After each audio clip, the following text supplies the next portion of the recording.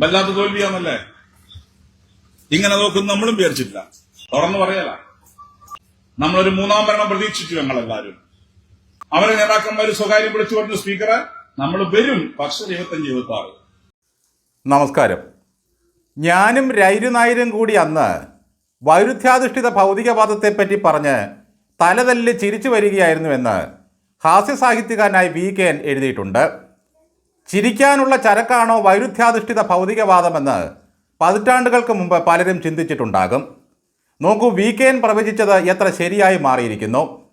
ഇന്ന് വൈരുദ്ധ്യാത്മിക ഭൗതികവാദമെന്ന് മാത്രമല്ല, കമ്മ്യൂണിസം എന്ന് കേൾക്കുമ്പോൾ തന്നെ മനുഷ്യൻ തലയറിഞ്ഞ് ചിരിക്കാൻ തുടങ്ങും.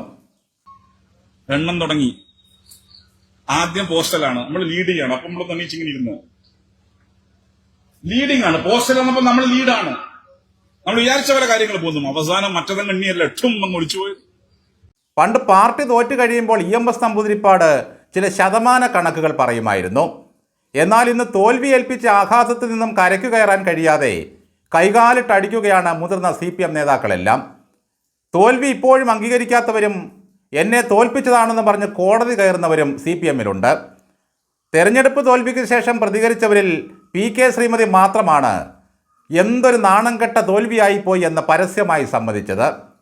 ഇപ്പോഴിതാ മുൻ സ്പീക്കറും പ്രായാധിക്യം കാരണം പാർട്ടി സീറ്റ് കൊടുക്കാതെ വീട്ടിലിരുത്തിയ നേതാവുമായ ഷംസീർ ചില യാഥാർത്ഥ്യങ്ങൾ മനുഷ്യർക്ക് മുമ്പിൽ തുറന്നു പറയുന്നു.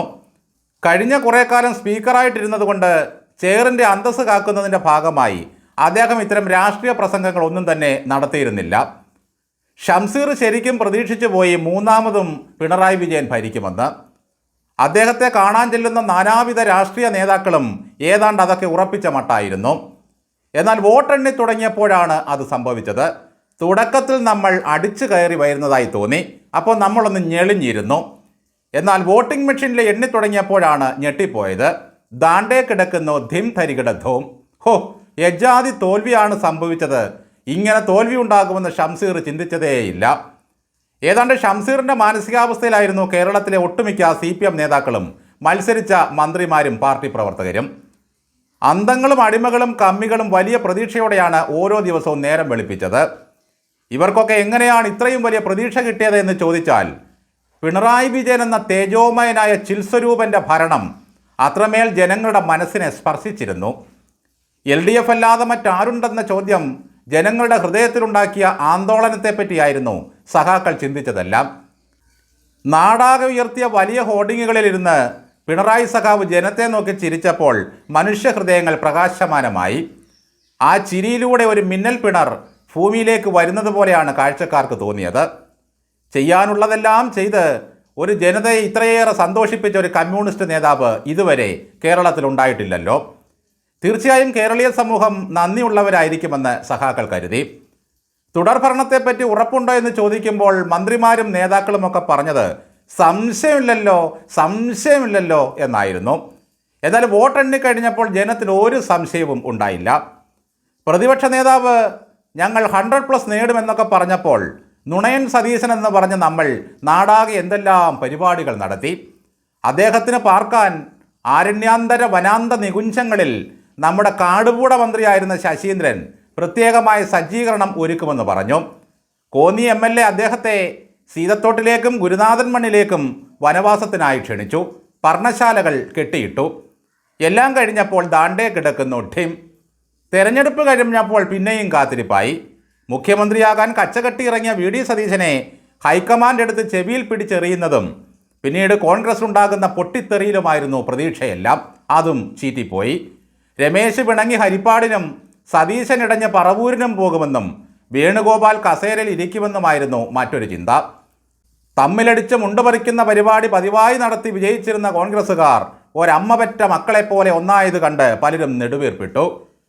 കൂവിത്തോൽപ്പിച്ചും ചെറ്റയെന്ന് വിളിച്ചും വർഗവഞ്ചകരെന്ന് പരിഹസിച്ചിട്ടും അവരെല്ലാം നിയമസഭയിലെത്തി. 82 വയസ്സ് കഴിഞ്ഞ പിണറായി വിജയനെ PBയിൽ വെച്ചിരിക്കുന്നത് മുഖ്യമന്ത്രി കസേരയിൽ എടുത്ത് ഇരുത്താനായിരുന്നു. ഷംസീർ പറഞ്ഞതുപോലെ തന്നെ ഇത്രയും ഭയാനകമായൊരു തോൽവി ഇവരാരും പ്രതീക്ഷിച്ചിരുന്നില്ല. അന്ന് തീരുമാനിച്ചതാണ് വരാൻ പോകുന്ന സർക്കാരിനെ ഒരു കാരണവശാലും ശ്വാസമെടുക്കാൻ സമ്മതിക്കരുതെന്ന്. ഇപ്പോഴാ പണി അവർ ചെയ്തിരിക്കുകയാണ്. എന്നാൽ സ്പീക്കർ പണിയൊക്കെ കഴിഞ്ഞതോടെ എന്തുകൊണ്ട് പാർട്ടി പരാജയപ്പെട്ടുവെന്ന് ഒരു സ്വയം വിമർശനം നടത്തി കഴിഞ്ഞു നമ്മുടെ ഷംസീർ. കാരണം ഒന്ന്, ഞങ്ങളുടെ സ്ഥാനാർത്ഥി നിർണയം പയ്യന്നൂരും തളിപ്പറമ്പിലും പാറി. 2, വെള്ളാപ്പള്ളി നടേശൻ മലപ്പുറത്തിനെതിരെ ശക്തമായി ആക്ഷേപിച്ചപ്പോ അതിന് ഞങ്ങൾ പ്രതിരോധിച്ചു. പക്ഷേ പ്രതിരോധ പ്രസ്താവനയിൽ ഒരു ഊക്കുണ്ടായിരുന്നില്ല. ഞങ്ങൾ സ്വയം വിമർശനം നടത്തി. പ്രതിരോധത്തിന് വേണ്ടത്ര ഊക്കില്ലായിരുന്നു. പിന്നെ അയ്യപ്പ സംഗമം നടത്തി. അതിൽ യോഗി ആദിത്യനാഥിന്റെ സന്ദേശം ഒരു തരത്തിലും വായിക്കാൻ പാടില്ലായിരുന്നു. പിന്നെ എന്തിനാ സഖാവെ നാടുനീള വലിയ ഹോർഡിങ്ങുകൾ വെച്ച് അയ്യപ്പനേക്കാൾ വലിയ പുള്ളിയായി പിണറായി വിജയൻ ആ ബോർഡിൽ ഞെളിഞ്ഞിരുന്നത്? ഞങ്ങൾ ജനങ്ങൾക്കിടയിൽ പ്രവർത്തിക്കുന്നവരാണ്. ഞങ്ങൾ ജനങ്ങളോട് സ്വയം വിമർശനം നടത്തി. രാഷ്ട്രീയത്തിൽ ജനങ്ങളാണത്രേ യജമാനന്മാർ. പറയുന്നു ഞങ്ങൾ ജനങ്ങൾക്കിടയിൽ പ്രവർത്തിക്കുന്നവരാ, രാഷ്ട്രീയത്തിൽ ജനങ്ങളാണ് യജമാനന്മാർ. നിങ്ങൾ മാത്രം ജനങ്ങൾക്കിടയിൽ പ്രവർത്തിക്കുന്നവരാണ്, ബാക്കിയുള്ളവരൊക്കെ ഭൂമിക്കടിയിൽ പ്രവർത്തിക്കുന്നവരാണ്. 4 മാസം മുമ്പ് ഇവിടെ ഒരൊറ്റ യജമാനനും ബാക്കി പ്രജകളുമായിരുന്നു. സ്പീക്കറായിട്ടിരുന്നപ്പോൾ ഷംസീർ അദ്ദേഹം തന്നെ കൊണ്ട് ചെയ്യാൻ കഴിയുന്ന പരിപാടികളൊക്കെ ഇവിടെ നടത്തിയിട്ടുണ്ട്. അതിലൊരു കണ്ടുപിടുത്തം ഗണപതി മിത്തായിരുന്നു എന്നതാണ്.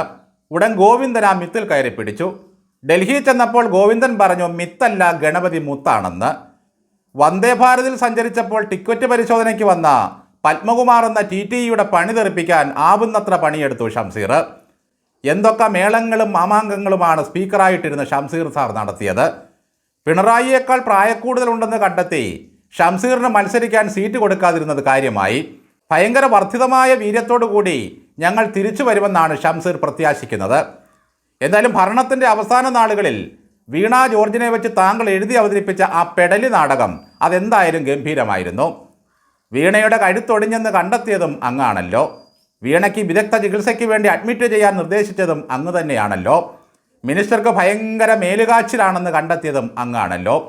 അങ്ങ് പറഞ്ഞതെല്ലാം സത്യമാണെന്ന് കരുതിയാണല്ലോ പാർട്ടി സെക്രട്ടറി ഗോവിന്ദൻ വീണയുടെ വേദന വിവരിച്ച് കരഞ്ഞതും ഗോറില്ല ആക്രമണം നടന്നുവെന്ന് ഉറപ്പിച്ചതും. തന്നെ ആയുധം വെച്ച് ആക്രമിച്ചില്ല എന്ന് മൊഴി കൊടുത്ത വീണയെ തിരുത്തി ആയുധം കൊണ്ട് ആക്രമിച്ചുവെന്ന് ഗൺമാനെ കൊണ്ട് മൊഴി പറയിപ്പിച്ചു P. ശശിയേട്ടൻ. പാർട്ടി തീരുമാനത്തിനെതിരെ പറഞ്ഞാൽ നടപടി വരുമെന്ന് ഭയന്ന വീണ ജോർജ് അതിനുശേഷം കോളർ ബാൻഡും ചുറ്റിയാണ് കടുത്ത വേദന അഭിനയിച്ച് പുറത്തു വന്നത്. വീണയുടെ ഒടിഞ്ഞ കഴുത്ത് എന്ന നാടകത്തിൻ്റെ രചനയ്ക്കും സംവിധാനത്തിനും പ്രത്യേകമായ പുരസ്കാരം വല്ലതും ഷംസീറിന് PB നൽകേണ്ടതാണ്. 2 രൂപയുടെ ഒരു ബാൻഡേഡും ഇമ്മിണി കൊട്ടൻ ചുക്കാതിയും കൊണ്ട് തീരുന്ന ഒരു ചെറിയ കഴുത്തുളുക്കരെയാണ് പറഞ്ഞു പറ്റിച്ച് ICUവിൽ എത്തിച്ചത്. ഈ പാർട്ടിയുടെ ഇത്ര മാരകമായ തോൽവിക്ക് അങ്ങ് നൽകിയ സംഭാവനയും ചെറുതല്ല സാറേ. എന്തായാലും പ്രതിരോധങ്ങൾക്ക് ഊക്കുപോരാ എന്ന് പറഞ്ഞുകൊണ്ടാണല്ലോ ഇപ്പോൾ താങ്കൾ കുറ്റസമ്മതം നടത്തുന്നത്. ജനങ്ങൾ നൽകിയ ഊക്കും വാങ്ങി കുറച്ചുനാളെങ്കിലും അടങ്ങി ഒതുങ്ങി ഇരിക്കുന്നതാണ് നിങ്ങൾക്കും നല്ലത്.